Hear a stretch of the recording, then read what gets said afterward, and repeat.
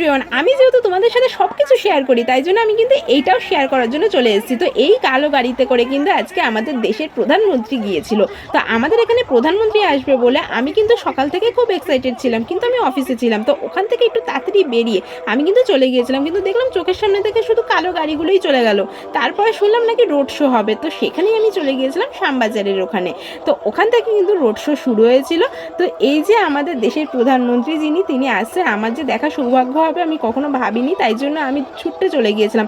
আমি কিন্তু কোনো পার্টি করি না গাইজ, আমাদের দেশের প্রধানমন্ত্রী মানে আমার প্রধানমন্ত্রী, আপনার প্রধানমন্ত্রী, সকলের প্রধানমন্ত্রী, সেই হিসাবেই আমি দেখতে গিয়েছিলাম। তো আমার তো দেখে খুব ভালো লেগেছে, কারণ আমরা সবসময় সেলিব্রিটিদের হিরো ভাবি, তো আমাদের সবথেকে বড় হিরো তো ইনি, কারণ ইনি আমাদের পুরো দেশটাকে চালাচ্ছে।